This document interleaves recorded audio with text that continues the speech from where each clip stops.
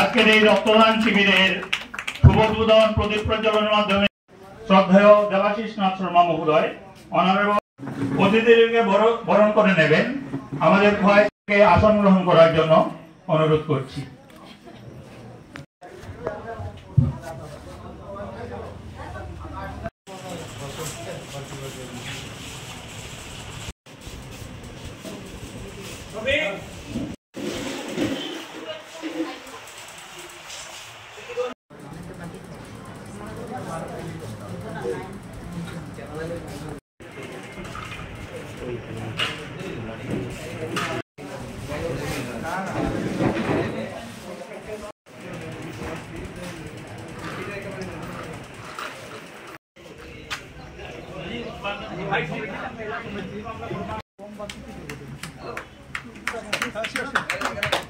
আজকের এই রক্তদান শিবিরের শুভ উদ্বোধন প্রদীপ প্রজ্বলনের মাধ্যমে শ্রদ্ধেয় দেবাশিস নাথ শর্মা মহোদয় অনারেবল অতিথিদেরকে বরণ করে নেবেন।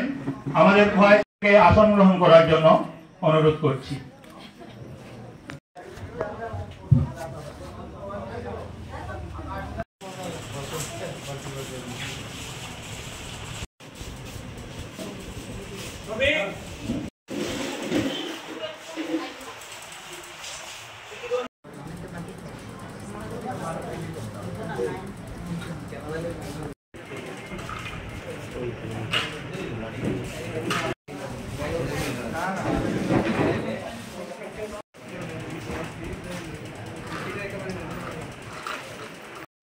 একটা মহৎ দান, এই দান একটা বিশেষ দান, যে দানের মাধ্যমে আমরা প্রত্যেকটা মানুষ বেঁচে থাকি।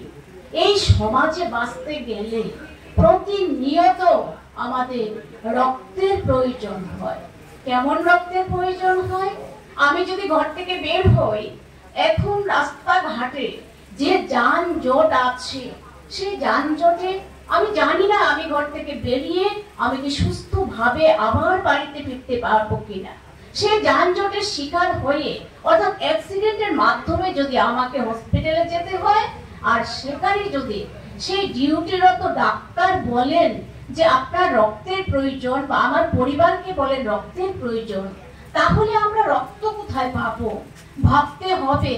আমি যদি বনেদি ঘরের মানুষ হই, বনেদি পরিবারের হই, বা আমার মতো যদি আরো বনেদি পরিবারে, অভিযুক্ত পরিবারে লোক থাকেন, ওনাদের রক্তের দরকার হয়, কিন্তু পয়সা দিয়েও তৎক্ষণাৎ রক্তটা কিনতে পাওয়া যায় না।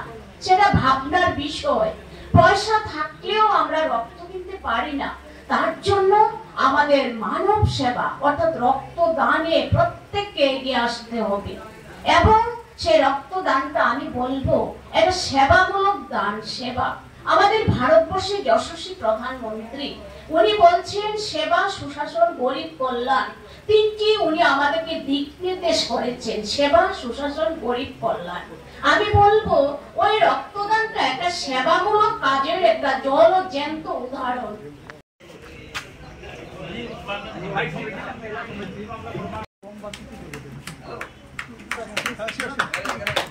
আজকের এই রক্তদান শিবিরের শুভ উদ্বোধন প্রদীপ প্রজ্বলনের মাধ্যমে শ্রদ্ধেয় দেবাশিস নাথ শর্মা মহোদয় অনারেবল অতিথিদেরকে বরণ করে নেবেন। আমাদের সবাইকে আসন গ্রহণ করার জন্য অনুরোধ করছি।